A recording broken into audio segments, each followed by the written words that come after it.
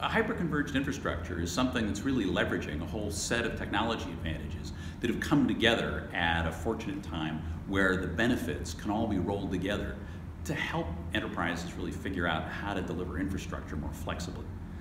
The big benefit for hyperconverged, and the reason why it's hyper as opposed to just traditionally converged, is that you're taking all of the capabilities of virtualization, so all the good virtualization things we've used for a long time, flexible storage management, whether or not you want to call that software-defined storage or not, and networks to interconnect them that are sufficiently fast to be able to move all these resources around flexibly.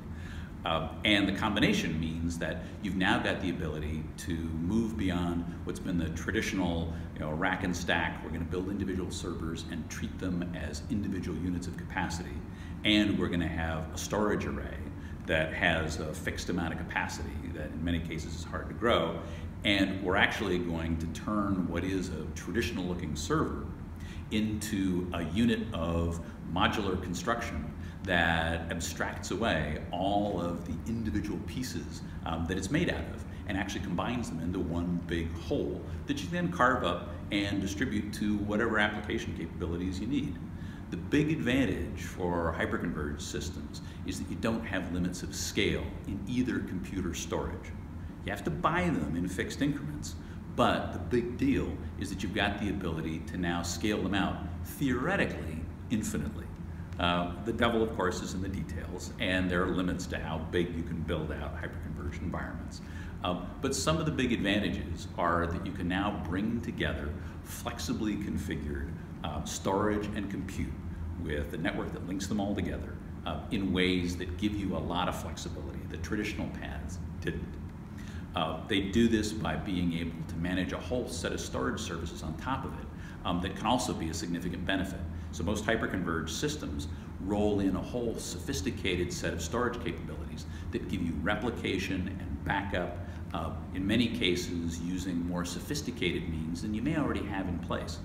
So they use technologies like erasure coding to be able to replicate all your storage capability efficiently. You can also do this across not only local environments, but remote environments as well.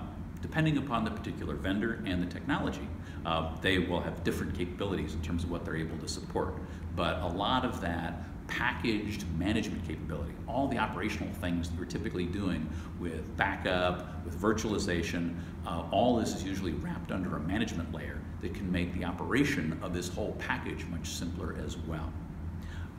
Hyperconverged systems originally were targeted at a lot of next-gen applications like virtual desktops, but they've now seen a lot of application, even in core applications, with larger databases, because they can start to deliver I/O densities that might not have been available in a fixed server environment, and now with the ability to do that with the to scale out to meet whatever those capacities are.